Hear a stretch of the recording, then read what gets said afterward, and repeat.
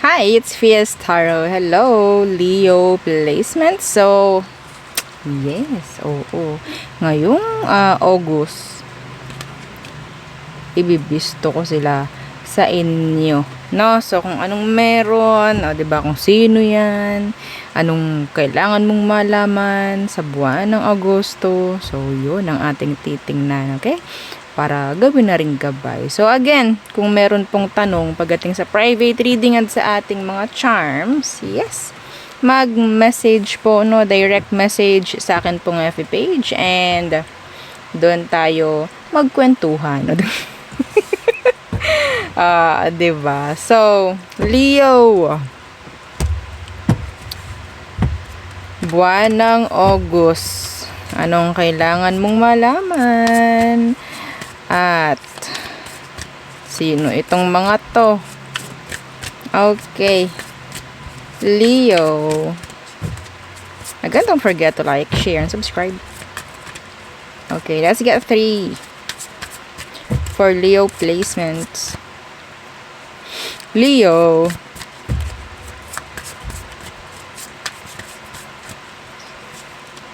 one and the 2 and the 3. Okay.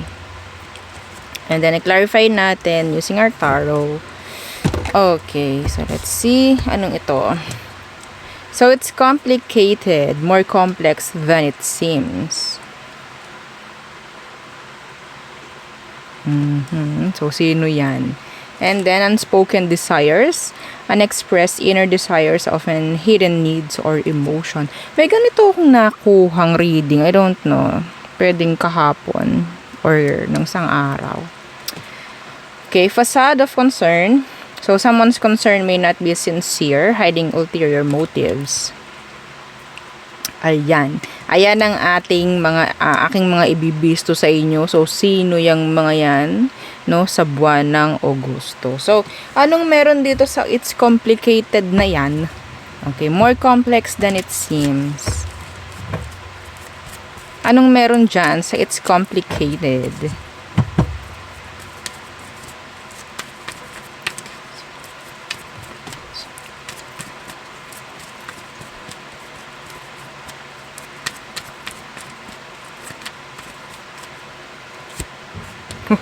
It's complicated.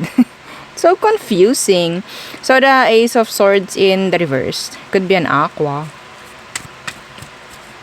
Ito yung taong sa tingin mo hindi ka mabigyan ng kalinawan, sagot.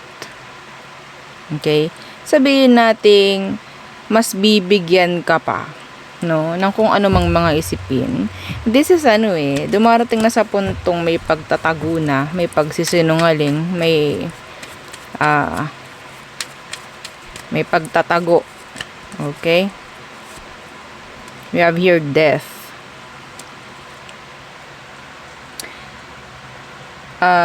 Sabihin natin, didiretsuhin ko na kayo, no? Iba sa inyo kung sino man ito na mag-aak somebody na pwedeng hindi nga talaga masasabing malinaw pagdating sa'yo.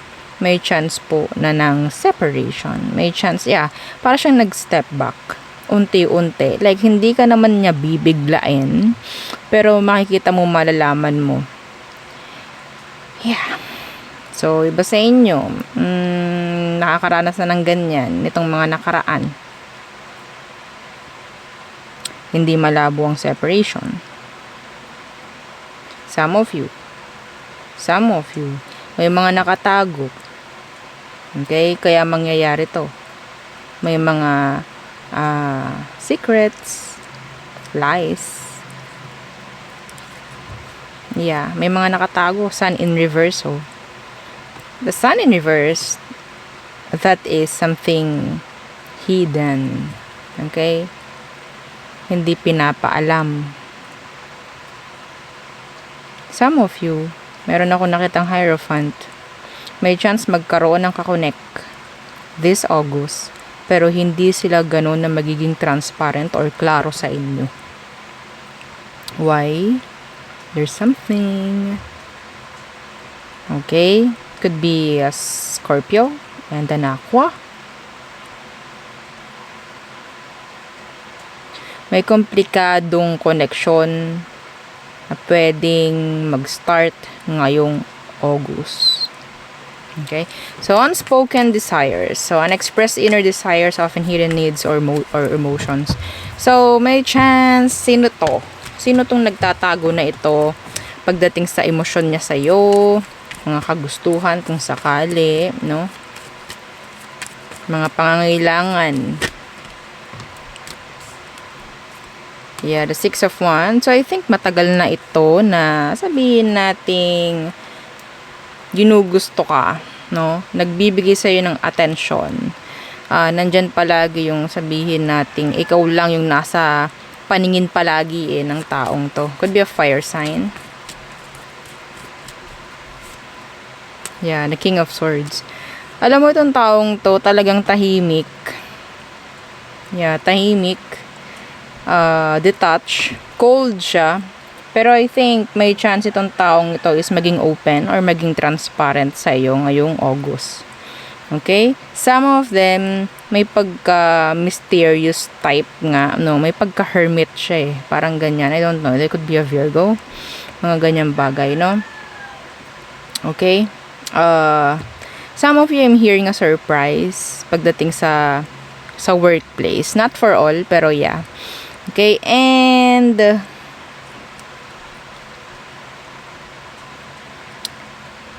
kung sino man ito, nasabihin nating gumugusto sa'yo, may chance po na mag-open up this this August. Okay? So, yeah. Pwedeng friend mo. Some of you, this could be an ex wanting to have a reconnection maybe or reconciliation ngayong buwan. Okay? Meron pa rin silang nais, kagustuhan pagdating sa inyo. Opo. So, ano tong facade of concern? So, someone's concern may not be sincere. Hiding ulterior motives. So, sino to? Hindi mo to mapapagkatiwalaan daw. Okay? I don't know. Like, ang nakukuha ko ditong energy is something bad. Okay? They're hiding ulterior motives. So, let's see. Yeah, the Magician in reverse. They're wearing a mask. Facade. Okay? So, hindi tunay itong taong to. Pagdating sa'yo, hindi sila totoo. Meron lang itong mga ipapakita. Okay? Panlabas. Pero behind that, behind those smiles, if ever, there's something. Okay? So, pwedeng Virgo. Malakas ang Virgo, no? Yeah, and the Five of Swords. Iba dito, gusto lang makichismis. Okay, kunyari, concern sa'yo, hindi naman talaga, gusto lang makichismis. So, makakasira pa. Parang ganyan. Okay? So, iba dito, pwedeng may problema lang din sila and ikaw yung nakikita nilang pwedeng makatulong sa kanila if ever. Daragdag pa sa inyong or sa iyong sitwasyon kung meron kang mga issues. Okay? Be careful. Medyo hindi ganon ka-okay. Oo, mas lamang yung negative eh. May positive. Yeah, may positive. Pero just be careful. No? Pagdating sa mga tao na inyong makokonekan ngayong why I'm always saying October?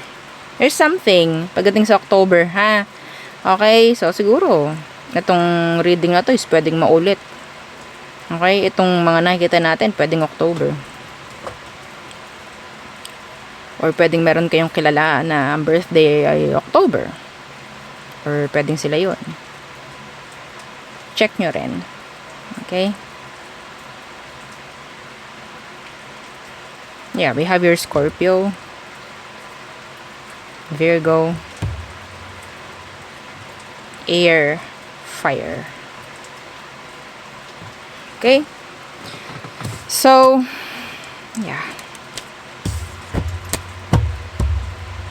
May mga magbabalik na lalong magpapakomplikado sa sitwasyon mo. Be careful. Okay? So, meron ka ng kaunting idea So, anong meron? Kung anong meron. So, let's see sa person. The person on your mind, Leo, who's this? Oops, my gosh. This is too many. Kailangan ko lang dalawa. Sino to? Diba? Para may nakakatok. Sino yan? Leo. Who is this? Who is this? Person on your mind. The moon in reverse. Could be a Pisces. What's with that moon in the reverse?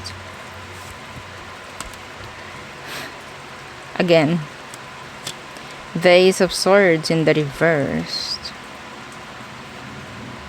Ang dark nitong taong to. Not typical. Not literal. Ha? Oo. So,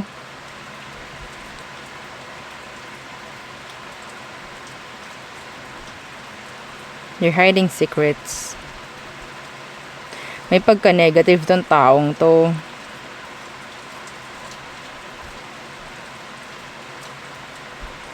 Sadista. May pagka-ganon siya. Very like sad.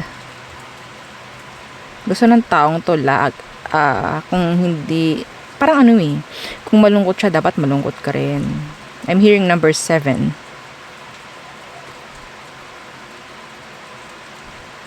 Ang daming hidden issue. Oo. Itong taong to. Leo. Meron siyang mga trauma. Siya yung taong hindi niya kayang magsabi ng tunay to prevent or to avoid something. This is ano, ha? Itong taong to. The Ten of Pentacles in reverse.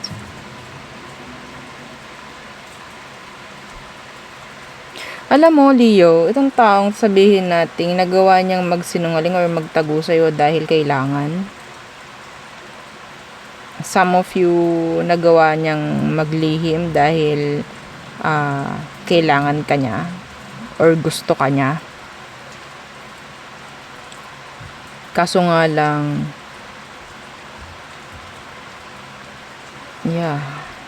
ang dami niyang issue.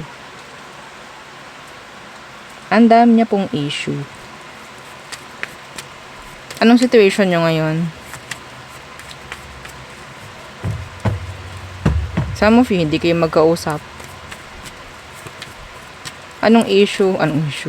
Ano ang situation niyo ngayon, Leo? The Devil. Look how dark.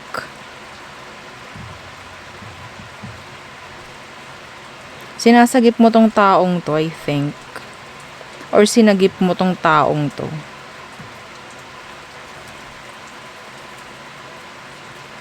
Negative, no? Talagang lumabas na yung devil. Some of you, dun siya sa puntong na-obsess siya sa'yo. Talagang ginusto ka niya. Even though some of them, meron silang mga issue. Meron silang mga kinakasama. Gusto ka nila, kaya okay, go lang. Tatago ko yung kung anong meron sa akin kasi gusto ko Leo. Mga ganun.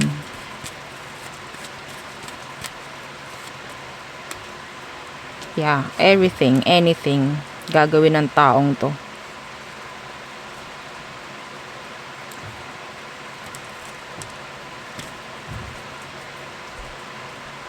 Medyo may pagka-obsess. Oo. Yung person. Kumusta ka? Kumusta ka, Leo? Oo. So, ano ba talagang emosyon niya? Nandyan ba talaga yung love? Nandyan ba talaga yun? Or just lust? Or what? Tingnan natin. The Knight of Wands in reversed. See, may 3 of Swords. No? Okay. So, I think this person is trying to escape from their reality. Okay? So, emotion niya, they're sad. wala siyang nakikitang paraan paano siya magiging okay. So, emosyon nito pagdating sa'yo, hindi po ito in love or what. Okay? Andun yung sasabihin nating gustong-gusto ka lang niya. Meron lang siyang nakitang something sa'yo na parang ikaw ang makakapag-provide. Something like that. I don't see here genuine love eh. Walang love dito. Okay?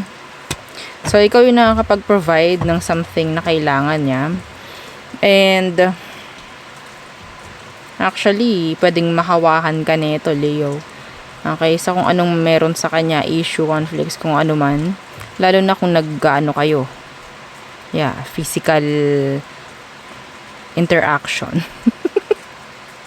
Yeah, chararat, chat, chat. Oo. Okay?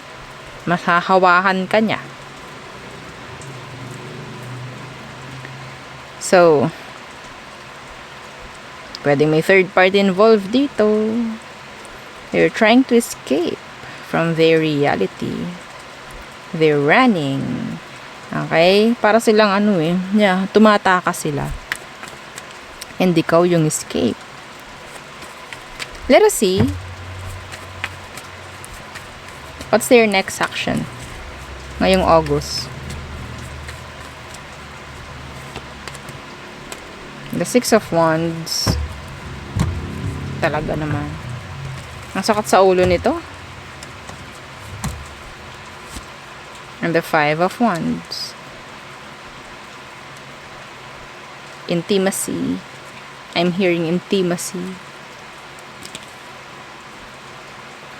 Kailangan ka niya. Ang daming drama, ang daming problema. Okay? Pero yeah, the sex is good.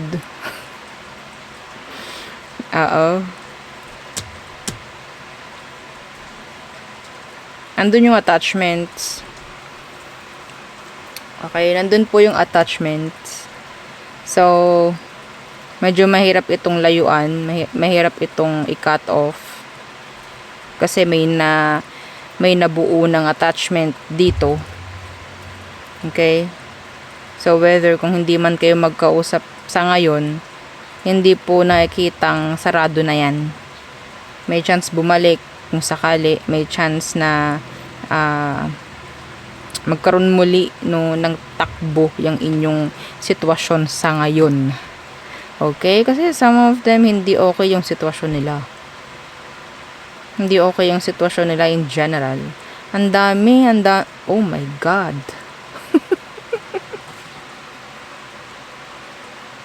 I can't. Kailangan ko mag-cleanse. I can't. Ayoko nang basahan tong taong to. Okay. So, Aries through Pisces, just be careful.